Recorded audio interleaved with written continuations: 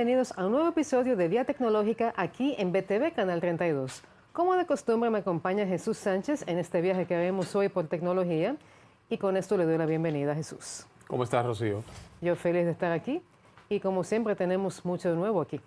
Bueno, vamos a iniciar estrenando un nuevo segmento llamado RetroTech. Este segmento trata de datos históricos y hablar de tecnologías que predatan tecnologías actuales, las cuales también son la piedra angular de muchas cosas y también las innovaciones futuras. Así mismo es. Sabes que la semana pasada dedicamos una gran parte del programa a hablar de CES 2026 y por eso lo que más lógica hace es hablar del primer CES que se realizó en la historia, que fue en el año 1967. Bueno, es interesante porque sería la primera vez en la cual los fabricantes hacen una especie como de consenso, conglomerado, incluso para compartir entre ellos y con los usuarios, mostrando las innovaciones, y eso ya se volvió costumbre. Así es. A diferencia de lo que se vive en la actualidad, el primer CES se realizó en Nueva York, y esto se hizo del 24 al 28 de junio del año 1967. Como ustedes podrán imaginar, fue un escenario muy diferente a lo que se ve hoy. Al día de hoy podemos decir que el CES es como un gran show de tecnología. En ese entonces era algo más reducido y era algo también que iba más acoplado a lo que eran los avances tecnológicos de la época, sin mucho aparataje. Simplemente la idea era compartir dentro de la misma industria y con entusiastas de esas tecnologías lo que se estaba haciendo. Bueno, interesante en todo esto porque en aquel entonces las innovaciones eran circuitos integrados, transistores y cosas así. O sea, no había esta plétora de dispositivos electrónicos y quizá fue corto el evento comparativamente a como es hoy en día. Corto, y también la cantidad de personas y de compañías presentes era mucho más reducida porque eran tiempos diferentes. Y algo que llama la atención es que en esos tiempos no era tanto hacer el aparataje de que esta tecnología es maravillosa y te va a cambiar la vida. Era algo más funcional, porque eran avances que podríamos decir no eran tan rápidos como ahora y eran más puntuales también. Sí, porque como bien sabemos, ahora mismo se está enfocando en mostrar cosas bonitas y que llamen la atención. Antes era, ok, esto funciona, esto tiene un propósito, ok, ya lo mostré. Pero es muy diferente. Antes era más enfocado desde el punto de vista de ingeniería y ciencia. Ahora no, ahora es puro marketing. Así es, y es posible que sea importante para los organizadores actuales tomar algunas páginas de esa historia del CES, porque ahora mismo hay demasiada fantasía y algo que siempre llama la atención es que aparecen unas propuestas que son curiosas, pero al final del día no te resuelven nada, simplemente llenan el espacio de la curiosidad, por así decirlo. Digamos que elementos de concepto se ven mucho en los últimos CES, en los últimos 5 o 6. Productos que quedan nada más en concepto y no resuelven nada, y al final de cuentas, quizás 5 o 10 años más tarde salen como una novedad donde ya es un producto quemado, un reciclaje. Correcto. Así que esperemos que los organizadores de CES algún día retomen esa parte de lo funcional y no tanto lo fantasioso, porque al final la tecnología tiene que servir a nosotros y no al revés. Ese es el detalle. Cuando el marketing se involucra de lleno, desplazando lo que serían los principios básicos de la filosofía y la ciencia, automáticamente simplemente se vuelve un mercado, un show. Así mismo es.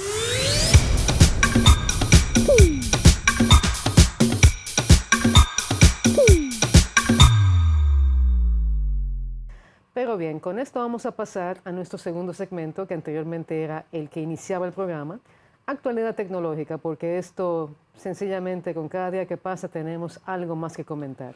Y Jesús, vamos a empezar hablando de ciberseguridad, porque ya tenemos lo que podría ser el primer hackeo de 2026. Instagram.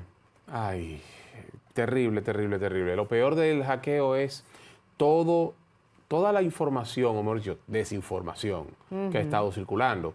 Unos dicen que fueron tantos millones de cuentas, otros dicen que fue otra cosa, y así por el estilo. Malwarebytes dice que fue un hackeo masivo de 17.5 millones de cuentas expuestas. Sin embargo, dicen que hay insiders también. Ese es un problema serio y no es la primera vez que Meta se ve afectado por temas de compromiso de seguridad y privacidad. Bueno, precisamente por ese dato que acabas de brindar de que Meta no tiene el mejor récord en lo que viene a ser privacidad y seguridad de los datos de los usuarios, es que mucha gente no le cree la versión oficial de Instagram. Porque si bien Malwarebytes asegura que esto fue un hackeo y que esos datos estuvieron expuestos en la dark web y luego en un foro de hackers empezaron a hacer ese envío de correos, porque debo hacer un paréntesis aquí. La gente empezó a recibir correos de cambio de contraseña que no habían solicitado y eran correos legítimos. O sea, esto no era un intento de phishing ni era algo para cogerte los datos de alguna manera. Por eso Instagram tuvo que dar la cara y decir que supuestamente terceros, que nunca dijeron quiénes fueron los terceros, tuvieron acceso a través de una vulnerabilidad a ese envío masivo de correos. Pero ellos aseguran que sus sistemas en ningún momento sufrieron un hackeo ni que fueron violados. Pero mucha gente no lo cree. Pero voy más lejos. Ellos dicen que mitigaron esa vulnerabilidad. Ahora, yo no le creo a ellos. Hay algo que no están diciendo. Y te lo voy a poner de esta manera. Ellos dijeron la verdad a medias. Porque si bien es cierto de que el envío de los correos fue legítimo, la pregunta es, ¿cómo fue que ellos encontraron esa vulnerabilidad? Y sabemos de que desde que hay intención y motivo y causalidad, hay una causa, ahí es que viene y se explota la vulnerabilidad. ¿Qué más encontraron? Y por eso mismo es que se habla de insiders, o sea, personas que trabajan dentro del propio Instagram, posiblemente están detrás de esto. Son versiones muy conflictivas, la de Malwarebytes y la de Instagram. La gente tiende a creerle más a Malwarebytes y tiene que ver con eso que mencionaba Jesús, de que el récord de Meta manejando estos temas realmente no ha sido el mejor.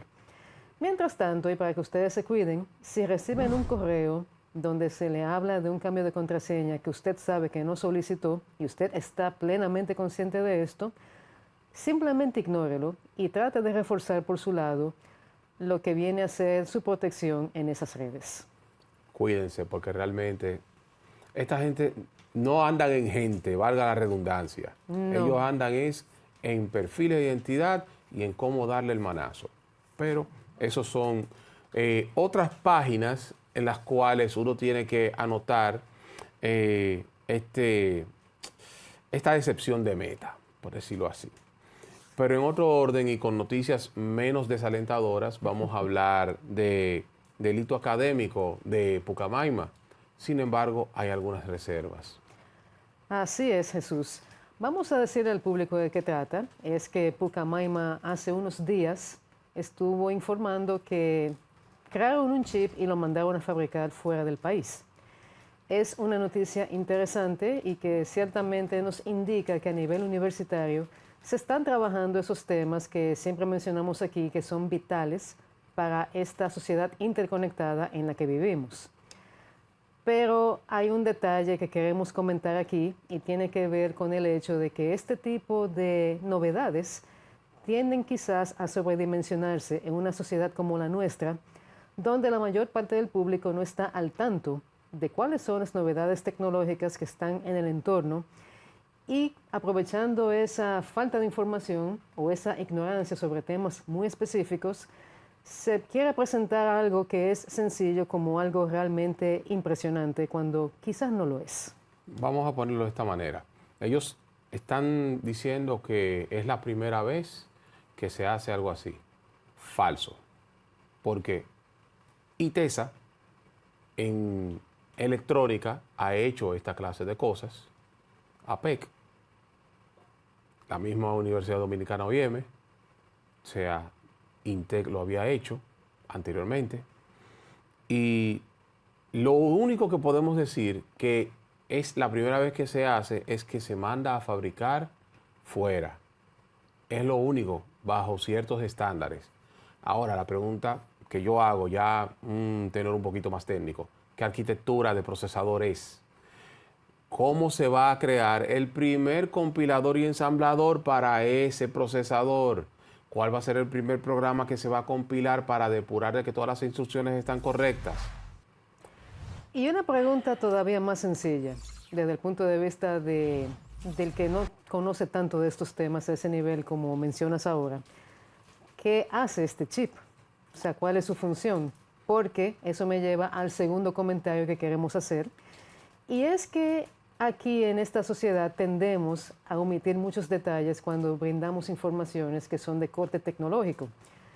Precisamente porque hay la idea, que no es errada, de que la mayoría de la gente no maneja el tema.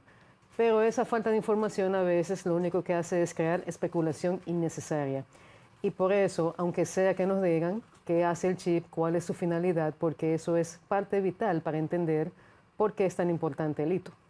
No, y lo importante de todo esto es saber, con respecto al chip, si es el chip solo o va a ser puesto en una placa, con qué otros componentes va a estar vinculado, si esto va a ser un chip de control central, o sea, una especie de CPU, o simplemente va a ser un componente añadido en una placa base para que sea, digamos que un controlador de sonido, un controlador de red, no sé, algo que vaya en el North Bridge o en el South Bridge, ya hablando en términos técnicos. O sea, por favor, o sea, que nos den claridad antes que cualquier cosa, para que no estemos, digamos que ahí haciendo el ridículo internacionalmente, que estamos fabricando tal cosa, donde simplemente, vaya, estamos mintiendo. Y hay que decir también cuál es el origen de todo esto. En agosto del año pasado hubo un bootcamp que era de circuitos integrados y siempre en este tipo de eventos que son formativos y que son intensivos porque se hacen en corto tiempo, siempre hay proyectos que son premiados. Y tal parece que es el caso de este chip que un equipo de estudiantes lo diseñó y fue validado y sus componentes fueron enviados a ser fabricados fuera porque hay un programa de tape out y esto es otro término que mucha gente quizás no conoce. Esto tiene que ver con que luego de que se valida el diseño de un chip, cuando se tienen programas de este tipo participan compañías que son reconocidas dentro de la industria de semiconductores. Y como parte de ese acuerdo, pues se procede a esa fabricación. En este caso se habla de dos compañías, una de ellas se llama Synopsys y la otra se llama Global Foundries, y con esta es que van a hacer esa fabricación. La pregunta es qué cantidad y cuántas series, porque eso se hace es por serie. Y eso también se hace en acuerdo, digamos, ok, 50,000, por decir un número, pero ¿cuál es el número de fabricación al final? Eso simplemente nos deja claro de que aquí hace falta mucho camino por recorrer en lo que es comunicar correctamente informaciones tecnológicas, porque la realidad es que aquí en República Dominicana se hacen más cosas tecnológicas de las que podemos imaginar, pero desafortunadamente no se les da la visibilidad correcta ni tampoco la difusión correcta, como estamos viendo con el caso de este logro de Pucamaima. Básicamente se le está haciendo un flaco servicio al sector de tecnología al no tener un relacionista público que haga bien su trabajo, ni tampoco las vías correctas para transmitir la información, y no hay, por decirlo así, un mensaje claro y se apela, digamos que al oscurantismo, como siempre. Desafortunadamente esa es la realidad y esperamos que esto vaya cambiando precisamente a través de programas como este, porque aquí lo que queremos es educar al público. Pero pasando nuevamente al plano internacional, vamos otra vez con Paramount. Tenemos varias semanas hablando de Paramount y de Warner Brothers y el último desarrollo es particularmente interesante. Bueno, eso parece una pelea de barrio entre dos señoras jalándose los moños, literalmente. Porque Paramount, claro, hay que decirlo, ellos están haciendo una oferta capitalista, obviamente, comprando completamente a Warner y ya, o sea, ponen el precio y todo. Sin embargo, los directivos de Warner, que van a dejar de ser directivos pronto, a la hora en punto que lo compren, están sugiriendo irse con Netflix, pero sorpresa, para poder irse con Netflix y solamente vender la parte que tiene que ver con transmisión de streaming, debieron dividir la empresa, cosa que no han hecho. Y ya está muy tarde para estar ablandando habichuelas a esta altura de juego. Mientras que Paramount está presentando una oferta formal, documentada y todo, aunque se disparen las banderas de monopolio después, pero el punto está en que está haciendo el proceso correcto. Lo que se ve mal es cómo los están bloqueando, y de ahí es que viene el origen de la demanda de ellos. Exactamente, porque los ejecutivos de Paramount, y con toda la razón, están acusando a Warner Brothers de tomar una decisión que no está del todo informada, posiblemente atendiendo a intereses que todavía no se sabe cuáles son y que va en detrimento de Paramount. Desde el punto de vista de lo que es Paramount, la compañía, y Warner Brothers, hace más sentido que sea esta compañía que compra la otra y no Netflix, sobre todo considerando que esa alarma de monopolio que mencionabas, Jesús, también se dispara en el caso de Netflix. En Netflix se dispara más grave porque Netflix hizo unas adquisiciones de servicios de streaming recientemente, HBO si mal no estoy equivocado, y hubo otra más. Sí, ellos han estado haciendo una serie de compras que no siempre se dan a conocer tan rápido porque son compras menores, pero al final todo eso se suma y tenemos una posible situación de monopolio que es aún más grande que la de Paramount si fuera a comprar a Warner Brothers. Claro, porque Paramount tiene todavía 2 o 3 empresas que son, digamos que grandes. Así es. Pero ese es un lío que parece que no se va a resolver por ahora. Así que lo mejor que hacemos es pasar a otro tema. Y este sí que está interesante, Jesús, porque Apple siempre ha tenido el problema de que luce muy atrás en temas de inteligencia artificial. Y esta es una de las grandes críticas que enfrenta la compañía desde hace más de 2 años. Bueno, imagínate. La sorpresa más grande para mí es cómo ellos se están montando en el barco de la IA. Esa es la sorpresa. O sea, con Google, que tú dices, no, pero esto es imposible. Lo que nunca. Yo creo que voy a tener que prender vela, un altar, no sé, jugarle la loto, porque algo que nunca en mi vida pensé que iba a pasar. Bueno, sí, sobre todo tomando en cuenta que cuando Apple decidió lanzarse a esta aventura de la inteligencia artificial, su primera opción fue OpenAI. Recordemos que se habló de Apple Intelligence y que el socio iba a ser OpenAI. Sin embargo, casi nada de lo que se presentó en ese entonces se ha materializado en la actualidad. A mí realmente no me sorprende tanto. Lo que sí tengo que hacer es un comentario que en cierto modo es una corrección. Cuando Apple habló de Apple Intelligence, yo fui una de las que dijo, qué bueno que se fue con OpenAI y no con Google, porque en ese momento las demostraciones de Google estaban pasando por un proceso de que generaban más burla que otra cosa, porque fallaban feamente. No, y el fallo era terrible, o sea, en cosas simples. Y uno de los fallos más grandes fue cuando le pedían generar imágenes históricas, específicamente del contexto de Dunkerque y de la Segunda Guerra Mundial, el ejército alemán. Oye, yo nada más me voy a reír. Simplemente a los televidentes que busquen eso y que vean cuáles son las imágenes que se generaban para que se rían, porque no lo voy a decir. No, que no se puede decir porque no sería políticamente correcto, lamentablemente. Y ese fue el problema, que quiso ser políticamente correcto en un contexto donde eso no aplica. Pues bien, en ese entonces yo mencioné eso de que era mejor irse con OpenAI y no con Google, pero con el tiempo y siendo usuaria de ambas propuestas de inteligencia artificial, debo decir que la propuesta de Google ahora mismo es mucho mejor, mucho más robusta que la de OpenAI y a mi entender, OpenAI debería de revisarse porque hay muchas quejas de parte de usuarios de todo tipo. Lo que le ha dado, digamos que el impulso a Google es de que ellos se enfocaron en el asistente y la interconexión con dispositivos externos, cosa en la que OpenAI cojea, porque Google tiene el ecosistema completo con Google Home y los diferentes dispositivos que conectan para domótica. Ahí ellos la están rompiendo y va en consonancia a la integración del ecosistema de Apple, que puede integrar los wearables los laptops, los routers inalámbricos de ellos, que son los, me olvidé el nombre, y también las tabletas, o sea, toda la integración completa. Y algo más. Apple tiene unas políticas muy estrictas en lo que respecta a privacidad de los datos de los usuarios. Y una de sus reglas es que los socios con los que ellos hacen negocios no pueden utilizar los datos de los usuarios de Apple para entrenar sus sistemas. Como Google tiene un ecosistema completo que está alrededor de inteligencia artificial, y esto incluye la nube y todo lo que sabemos que esta compañía maneja, digamos que Google no necesita tener acceso a esos datos para seguir entrenando sus equipos o sus sistemas, porque ellos manejan ya bastante información. Y esto le permite a Apple también mantener esa rigurosidad que siempre les ha caracterizado. Imagínate, o sea, lo lograron.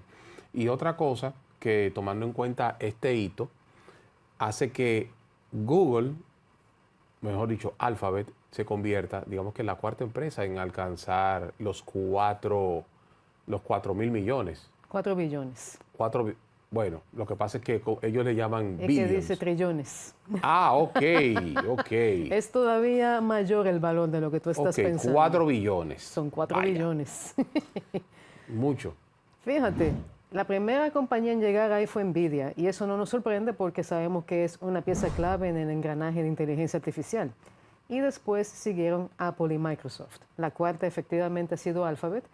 Y si bien Apple y Microsoft ya no están a ese nivel porque sabemos que el mercado es volátil y responde a muchas cosas emocionalmente muchas veces, el hecho de que haya llegado ahí, empujado por Apple, nos dice mucho también. Claro.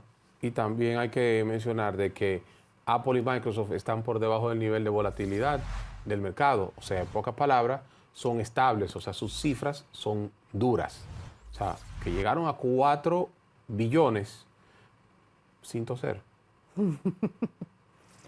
Sí, definitivamente Big Tech está bateando fuertemente, de eso no hay ninguna duda. Pero bien, Jesús, tenemos algo más que comentar. Bueno, en todo esto hay otro asunto, pero que no le va a gustar mucho a Microsoft. Definitivamente ese es un caso digno de estudio, lo que tú vas a comentar. La crisis de Windows 11 y el éxodo masivo que se está produciendo. Señores, ustedes que tienen laptops que tenían Windows 10, que los forzaron a tener que actualizar a Windows 11 y que muchas veces no cumplen con los requisitos mínimos de uso, ya ustedes saben lo que está pasando. No les voy a decir mucho, incluso Windows 11 ha sido un fiasco porque drivers que dañan hasta discos sólidos, sí, conozco varios casos. El lío de CrowdStrike, Bueno, ese por fue una actualización incremental, bien bonita que se dio esa situación. Pero también el force de querer meter todo como si fuese un entorno web. Señores, eso me trae a la memoria cuando en el 98, Windows 98, quería meter Active Desktop en todos los lados. Es lo mismo, o sea, Microsoft no aprende de sus errores.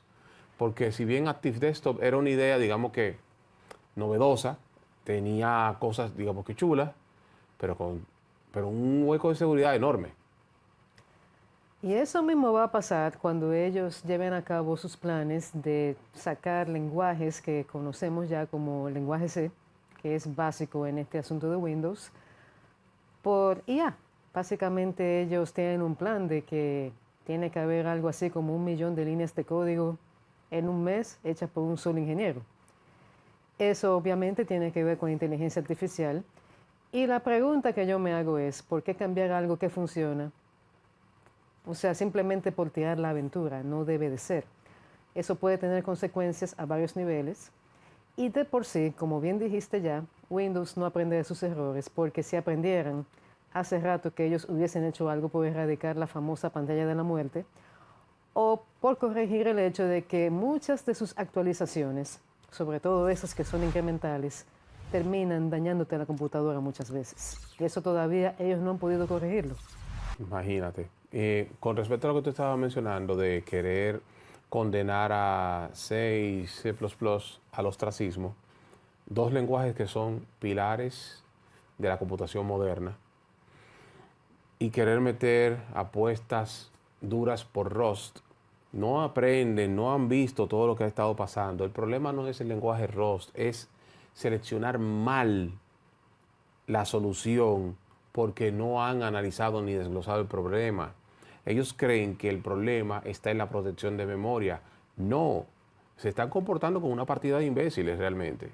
Y es lo que, desde el punto de vista de ingeniería, uno le dice, si no está dañado, no lo arregle, no lo arregle. Está funcionando, tiene funcionando desde el génesis de los sistemas operativos modernos, desde Unix. Y eso de que quieren ponerlo todo como si fuese web, eso es otro problema muy grande. Y yo creo que un buen ejemplo de esto tiene que ver con la suite de Office. Antes la suite de Office era simplemente un programa. Ahora esto funciona desde hace años como una suscripción online. Aunque tú lo tienes aparentemente físico en tu computador, realmente eso está todo en la nube y si tú no pagas la suscripción, pues te quedaste sin nada. Podríamos decir que antes había que pagar también, pero esto es diferente y es peor y es menos estable. Y peor aún, por ejemplo, me pasó un caso reciente con el Excel nuevo, queriendo cargar un archivo CSV de 500 megabytes. No lo cargó, solamente cargo una parte y ya. En versiones anteriores de Excel, tú podías cargar un CSV de 500 megas. Claro, iba a ir un poquito lento, pero te lo cargaba. Ahora mismo no, ni de relajo, por el hecho de que está metiendo WebView por todos los lados, quieren hacer una aplicación web. WebView consume solamente por una sola vista de 1 a 2 gigabytes de memoria RAM, y si usted tiene un laptop, digamos que convencional, con 8 gigas de RAM, ya usted sabe que está consumiendo, qué sé yo, la cuarta parte. Entonces así no. Y algo más que me está pasando con frecuencia últimamente y que no me pasaba anteriormente, es que Word se frisa de la nada. Te deja de funcionar a mitad de camino y tú haces de todo, los trucos que conocíamos antes, de ciertas teclas que había que combinar, y eso no te hace absolutamente nada. Muchas veces lo que hay que hacer es apagar el equipo a ver si le da la gana de reaccionar cuando vuelva a subir. Y eso no debe ser porque tú estás apagando forzadamente. Y eso puede dañar el equipo. Claro, es que va a corromper el sistema de archivos. Si es un disco sólido y el sistema de archivos no está optimizado para hacer el trimming de los bloques, va a generar basura, te va a dañar todo y más cara la cura que la enfermedad. Pero al final de cuentas también no todas las noticias con respecto a esto son malas, porque el éxodo se está dando. Hay dos alternativas. Los sistemas Linux, que hay, digamos que infinidad para todos los gustos, y macOS, Apple como refugio. Apple ha incrementado digamos que su volumen en el mercado a nivel de desktops y usuarios finales, porque la gente se cansó de cómo están relajando con ellos, porque ya es faltándole respeto al usuario. Desde hace años, pero ahora es peor simplemente. Sí. Entonces, hay sistemas operativos alternativos, una versión de Linux llamada Zorin OS. Hay una persona que conozco que le dice el nuevo Windows 11, porque a nivel de estética se parece bastante. Hay otras opciones. En mi caso utilizo Elementary OS, que se parece bastante a la interfaz estética de OS X, de Mac, y así por el estilo. Pero son sistemas que funcionan simplemente y no le ponen tanta cháchara barata para simplemente hacer su trabajo. Eso me recuerda a algo que mi hija, la primera vez que la llevan al salón de clases de computación, la primera vez que estaba en la escuela, que ella ve que la computadora se frisa y ella lo primero que dice, pero en mi casa la computadora no se frisa. El profesor dijo, ¿cómo es posible eso? Yo, sí, mi papá siempre está trabajando y no le pasa. Ah, bueno, lo que pasa es que la niña había visto Linux desde el principio. Sí, porque hay que decirlo así también, que Linux es un sistema más estable. Quizás el problema es que no es tan amigable como lo es Windows, y por eso se ha quedado en un nicho específico de usuarios que son personas muy conocedoras y muy entusiastas de esta parte de la informática. Pero eso también podría cambiar porque para todo hay personalización y en el caso de Linux, pues ciertamente la hay también. Sí, y también hay otro tema de que los temas que vienen con Windows 11 dentro de privacidad y también conflictos gubernamentales, Dinamarca, Alemania, Francia, o sea, tres referentes grandes de la Unión Europea que tienen que ver con privacidad y con lo que es protección del usuario. Hay muchas alternativas, se están migrando en masa y ahí yo no sé cómo se va a ver Microsoft a final de cuentas, pero creo que los últimos 2 años Satya Nadella está cometiendo muchos desaciertos. Es que Satya Nadella solamente está pensando en inteligencia artificial y ese yo creo que es parte del problema. Pero bien, Jesús, vamos a ir a una pausa porque queda mucho más que hablar aquí. Ya finalizamos con la actualidad tecnológica, pero quédense porque falta mucho más por discutir.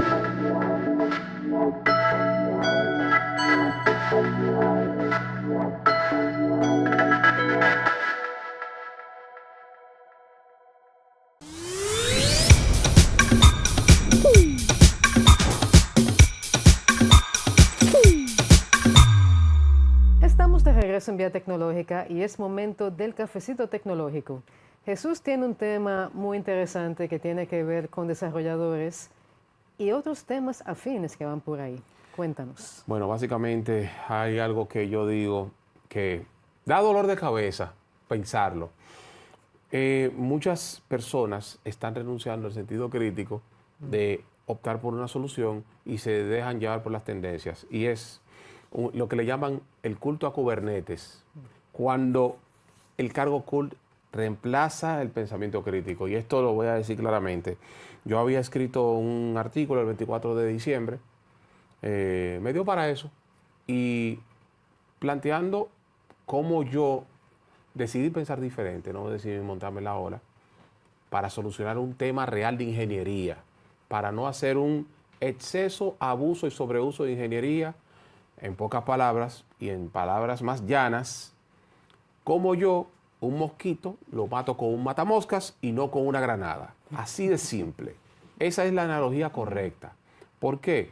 Porque, ok, si bien es cierto de que Kubernetes es una herramienta excelente, formidable, lo utiliza la NASA, lo utiliza el Pentágono, lo utiliza Google, pero yo no trabajo ni para la NASA, ni para el Pentágono, ni para Google. Y otra cosa, Kubernetes fue hecho por Google para el caso de uso de Google, que lo utiliza Netflix, pero Netflix es una compañía grandísima.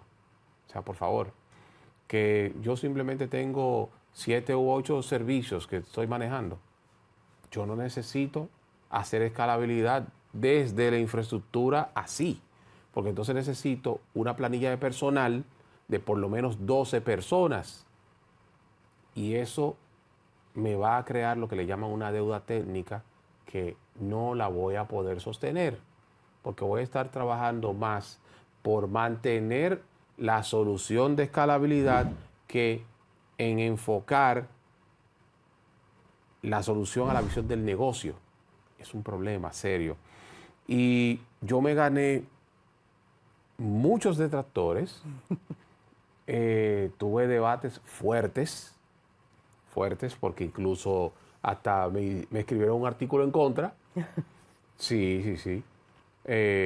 Utilizaron falacias de hombre de paja, ad hominem, digamos que ad logicam, o sea, también, o sea, yo me río. Fue de todo entonces. Sí, el detalle está en que yo no le voy a dar visibilidad a ellos, a los que me quisieron hacer eso. Y yo les respondí en el mismo artículo mío.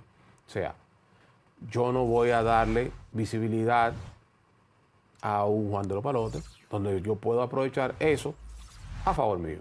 O sea, apliqué la solución correcta al problema puntual. O sea, la misma metodología para yo llegar a una solución fue lo mismo que apliqué. Es que te digo algo, se da mucho en tecnología que quieren imponer un estándar sobre otro. Y la realidad es que no todas las soluciones van a ser las adecuadas para todos los problemas. hay que saber identificar qué es lo que queremos hacer, porque el problema de llevarnos de esa corriente de que esta es la imposición, este es el modelo a seguir, es que muchas veces, como no es lo correcto para nuestro caso, eso va a tener costos más altos y también tu productividad se va a ver afectada, así como el tiempo de respuesta. Pero para que el público tenga un entendimiento mayor de lo que estamos hablando, brevemente dinos qué es Kubernetes, para los que no están familiarizados con el término. Bueno, antes de explicar lo que es Kubernetes, vamos a explicar el término más básico, que es un contenedor. Un contenedor es, por decirlo así, una especie de imagen o entorno, como bien dice su nombre, contenido, que, para que sea inmutable y pueda ser ejecutado sin problema en cualquier parte. Ahora, sobre ese contenedor, o sea, uno monta un orquestador, que es lo que coordina, hace que ese contenedor tenga varias instancias, se multiplique, pueda, digamos que, interconectarse entre sí y puedan presentar servicios al exterior, lo que sería, digamos que, a través de un gateway o de una pasarela, digamos que web.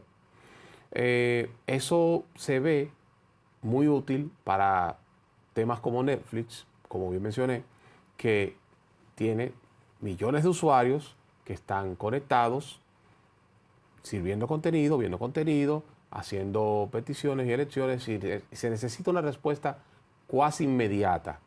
Y ahí es que Kubernetes es bueno, cuando son temas de alta disponibilidad, alta demanda y alta escalabilidad. Ahora, en mi caso, estoy manejando un gran volumen de transacciones, pero no tengo ese nivel de complejidad porque en la empresa donde yo laboro es B2B. Yo no es B2C, o sea, no es de negocio a cliente. O sea, es de negocio a negocio. Ahí yo no necesito meter esa complejidad. Entonces, comparado, digamos, que un despliegue de Kubernetes, comparado con la solución que se diseñó, 2 horas contra 2 minutos y medio.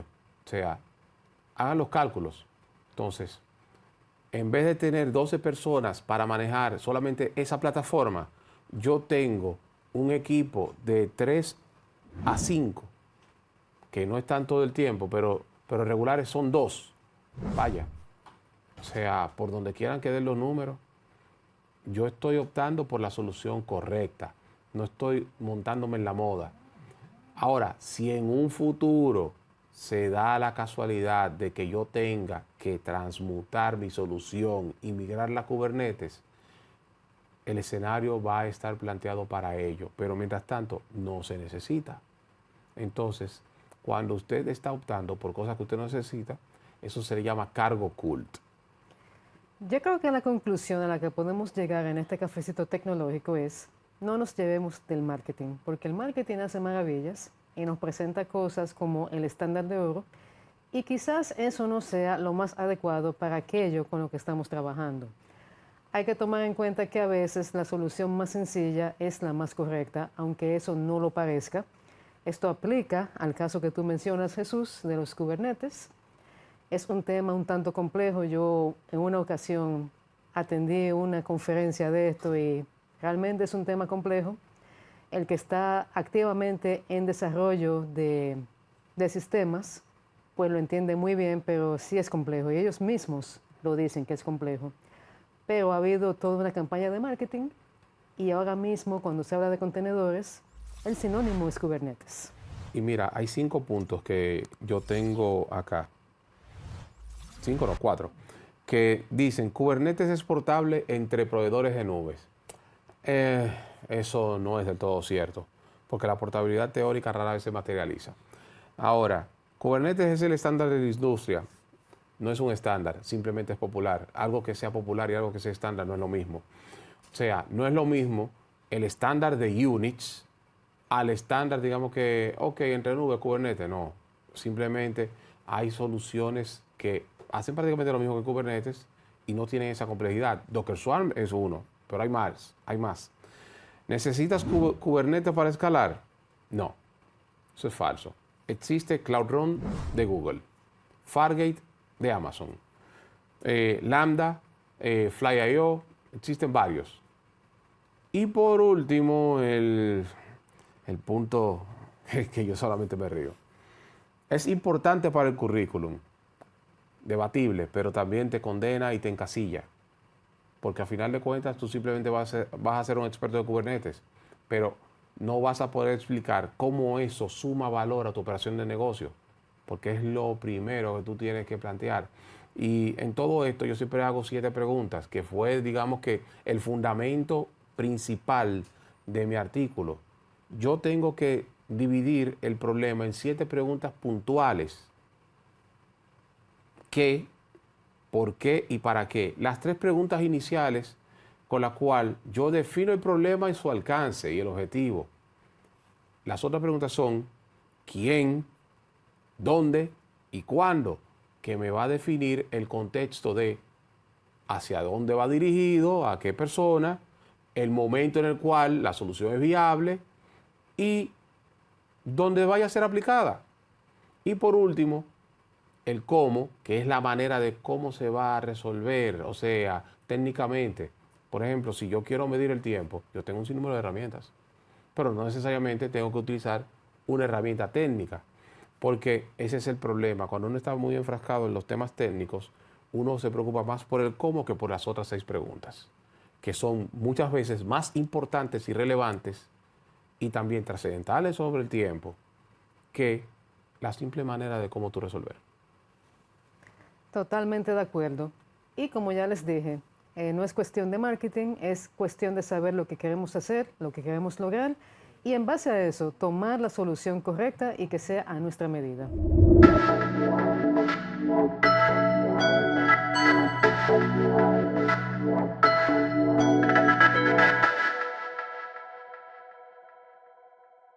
Vamos ahora con Ritmo Tecnológico Local, donde vamos a ver cómo fue el anuncio de la alianza entre Motorola y Altice Dominicana y la presentación también de algunos equipos.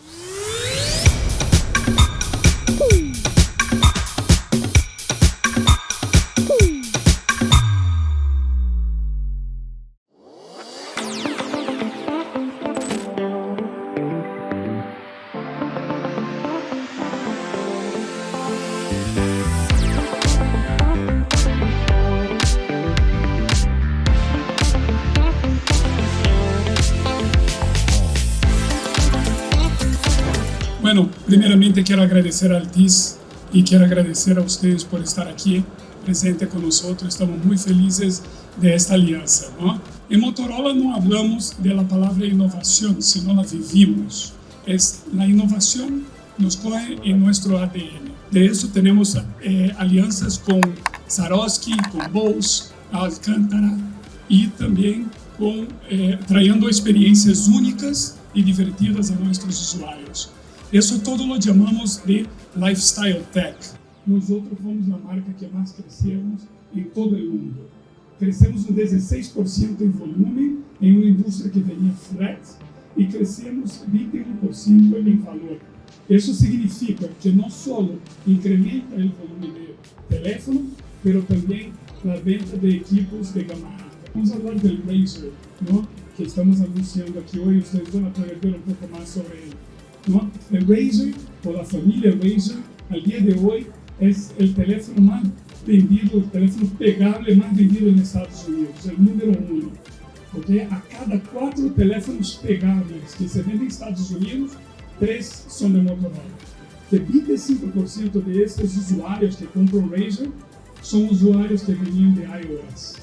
Nuestra familia Edge tampoco queda atrás, ¿no? Está experienciando un crecimiento increíble y hoy vamos a estar presentando el Edge 60 Pro, ¿no? Hemos tenido un crecimiento con ellos de 3 dígitos año tras año y eso nos deja en una posición muy privilegiada. También les quiero comunicar que seguimos creciendo en los 5 mercados más importantes de Latinoamérica y eso nos deja en una posición sólida número 2 ya 8 años. Y vamos acercando a la marca número 1.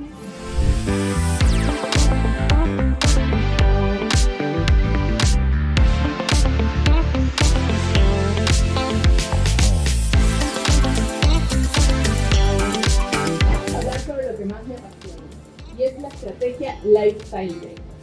Y es que, como saben, hoy los smartphones son una extensión de lo que somos. Y nosotros creemos que el diseño icónico debe ir acompañado de funciones que transformen la tecnología en experiencias significativas. Y esa es la base de nuestra estrategia Lifestyle Tech. Una estrategia que tiene como pilares al diseño, la tecnología, la durabilidad y la sustentabilidad. Pero empecemos hablando de diseño. Y es que la ropa que nos ponemos, los accesorios que llevamos, todo es parte de nuestra marca personal. ¿Por qué no también nuestros smartphones? Diseñamos nuestros teléfonos para que sean mucho más que increíble tecnología y experiencias de software. Y durante los últimos años, gracias a nuestra alianza exclusiva con Pantone, tenemos una visión temprana de las tendencias sociales, culturales, de colores, materiales y acabados. Y al combinar nuestra tecnología con estas tendencias en color, podemos ofrecer en nuestro portafolio los colores que realmente combinan con la necesidad de expresión de nuestros consumidores. Y Motorola y FIFA se unen este 2026 en el Campeonato Mundial de la FIFA. Y aquí estaremos presentes, por supuesto, en espacios en la cancha, espacios de marca antes, durante y después de los partidos. Y nuestro objetivo será conectar emocionalmente con nuestros consumidores a través de este deporte que mueve tanta pasión, tanto cariño, el más querido en el mundo.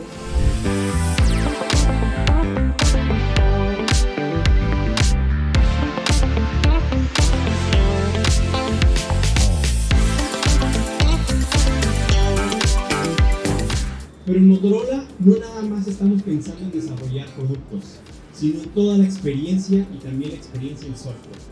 Y con esto, supimos que hace 15 años los teléfonos llegaron y cambiaron la manera en cómo veíamos el mundo, cómo interactuábamos con él. Y hoy estamos al borde de un gran cambio, la inteligencia artificial. Sabemos que la inteligencia artificial está transformando toda la manera en cómo nosotros estamos interactuando con la tecnología y que una vez más está evolucionando toda la sociedad.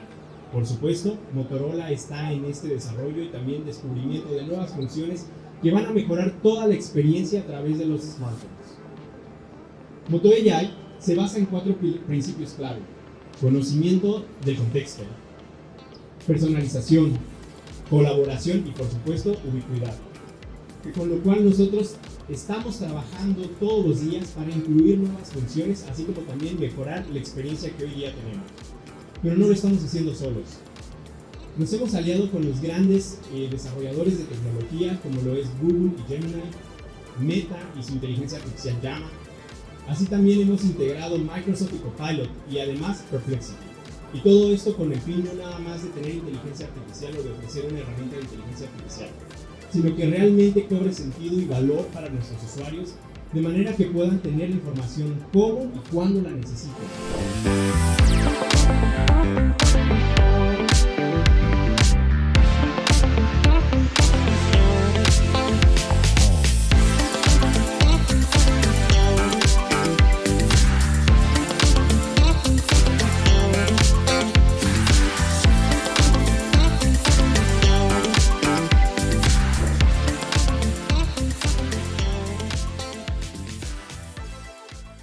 Hemos llegado a la parte final de este episodio de Vía Tecnológica. Como dijimos al principio, muchos temas hemos tratado aquí y muchos de ellos nos dejan temas para reflexionar más adelante. Jesús, ¿alguna consideración final? Bueno, la consideración es que no sigamos modas y tenemos que utilizar siempre la cabeza para poder tomar una decisión correcta en cualquier sentido. Y, señores, vuelvo y repito, cuídense que no anden gente con su cuenta de Instagram. Ni con ninguna otra, porque los hackers están siempre, no 2 pasos, como 20 pasos más adelante que todo el mundo. Tomen eso en cuenta y cualquier correo que ustedes reciban, que ustedes saben que no han pedido cambio de contraseña, ignórenlo y refuercen su seguridad por su lado. Yo creo que ya con esto nos podemos despedir porque para la semana próxima tenemos muchos otros temas que tratar y esto de la ciberseguridad no descansa realmente. Jesús, yo creo que finalmente sí, podemos decirle al público que nos sigan en nuestras cuentas de Instagram y de otras redes sociales como es costumbre, que continúen con la programación de BTV Canal 32 y sobre todo que nos vemos la semana próxima.